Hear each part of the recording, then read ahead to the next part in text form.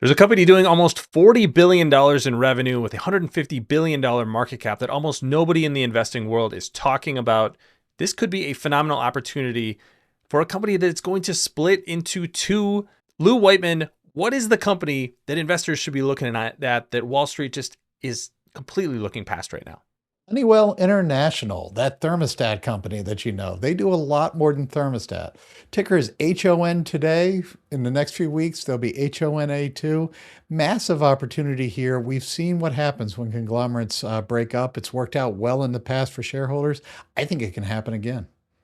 Let's talk about that because I think you make a compelling case that this split of the company in the 80s and 90s, it was about bringing these companies together. Now it's about splitting apart, focusing on something more specific. This worked out really well for GE. What was that one and what worked well for them that Honeywell could maybe replicate? Partially GE was a mess, and there was a lot we don't want to get into there, and with accounting and stuff. But let's look aside there. As far as we know, there's none of that going on in Honeywell. But really, what happens with these conglomerates is you have different businesses at different points in their growth cycle, different priorities in terms of acquisitions, investing cash into business, using cash to go out and grow. And if you think about it, it's like imagine a big family and only so much allowance money, and you all have to beg to your parents for cash. Nobody's going to get the amount of cash they want. In this case, the parent also has shareholders that would also like that cash.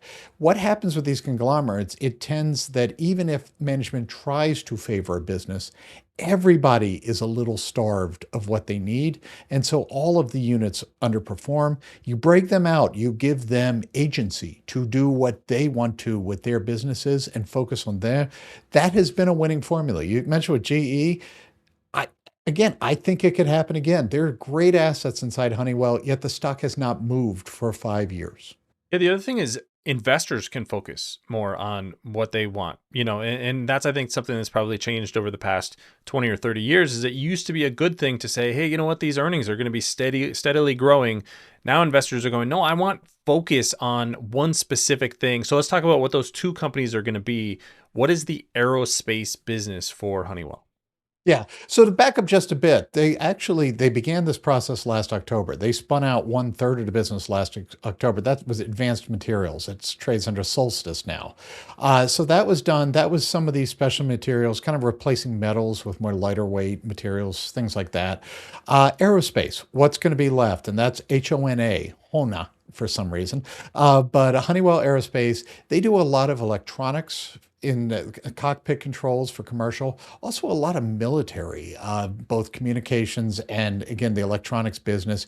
It is pretty high margin stuff, maybe not the best growth business in the world, but we're in the middle of a great commercial aerospace upcycle. Boeing and Airbus have backlogs that date into the 2030s. So even if it proves to not be as great as it looks right now, there's a lot of room to run here. Honeywell both benefits on new plane sales, but the bigger thing is because of those backlogs, we are using our existing commercial fleets for longer. That creates a lot of spare part demand, and spare parts are really where the commercial side make their money. Over on defense, I don't know if you've noticed this, but we've just had a war. We have a lot of replenishment going on. We are about to have our biggest Pentagon budget in US history. Meanwhile, they're ramping up in Europe and elsewhere in the world too. The peace dividend we got at the end of the Cold War, that's officially over. There's just a lot of, and again, this may not be a double or triple your money overnight. But there is a long-term cadence, predictability, and growth. We're not just talking about a boring, income company. There are opportunities for growth and I love the visibility out again through this decade, even into the next decade at this point. So if you're looking at companies like Boeing or Lockheed Martin or AeroVironment, this may be something that would be up your alley. Absolutely. All right. What is the legacy Honeywell business that's going to be left over after these two spinoffs? So this is the boring but necessary robotics business. We all love to talk about dancing humanoid robots and how much fun that is. Spoiler alert, Robotics have been taking over factories and automating apartment buildings, even your own home, for 20, 30 years now. We know that. We Yes. joke about it's the thermostat company, but look, automation in the industrial side and also in the home side, that has been a thing for a while. Honeywell is a leader there. It's been sort of a weird business the last few years for a lot of reasons, macro, political. It hasn't been a great industrials investment cycle. So we haven't really seen the payoff that we hope to in the last few years here.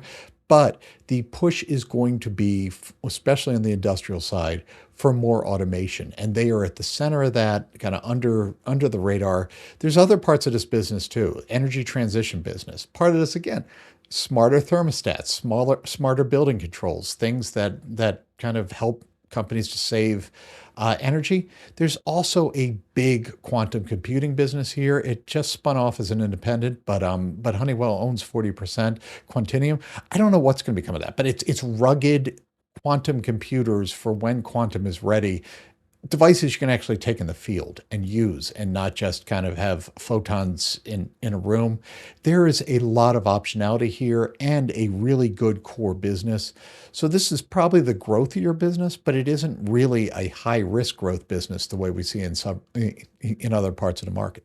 Yeah, to just double down on the Honeywell and robotics piece of this, I used to work at 3M's largest manufacturing plant, and Honeywell was one of those companies that was just kind of everywhere.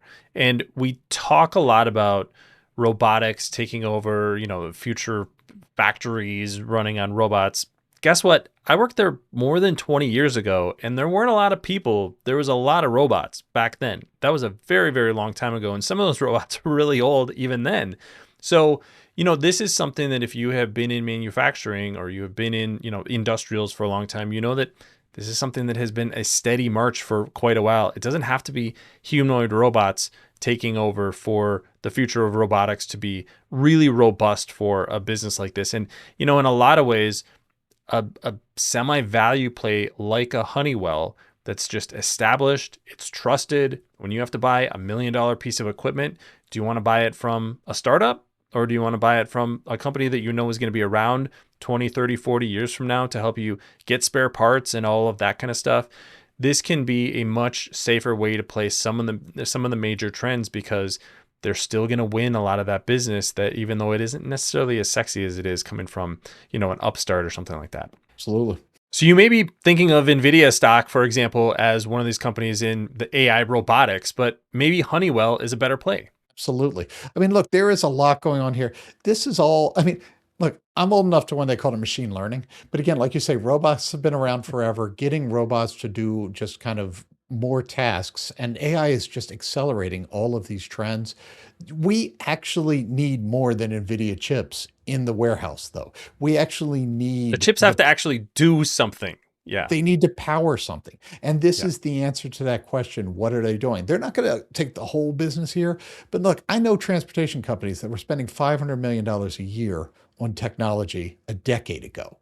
They are only going to up. It is table stakes that all of these industrial businesses get automated, get some sort of level of robotics and AI into their facilities because their competitors are.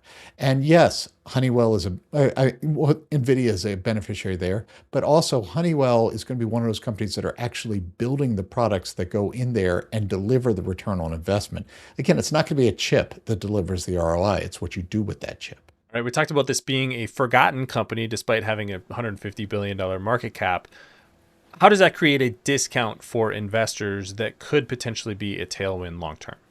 Yeah. Now, to be fair, they did some of this to themselves because they did take on a lot of debt for a while to kind of build this. And not all the acquisitions worked out. So this is somewhat their in the penalty box.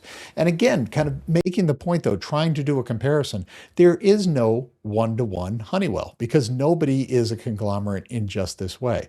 But so we try right now, Honeywell rates about 22, a little under 22 times future earnings. Okay. You compare that to two very similar aerospace businesses, GE Aerospace, we already mentioned them, and Howmet Aerospace, which is again another supplier of parts. GE Aerospace is at 50 times expected earnings. Howmet's at 54. I said Honeywell's at 21. All right, Yeah. so that is on one side of it. On the automation side, it's a little harder to do, but Symbotic, which is a automation company everyone really likes, they're at 80 times forward earnings.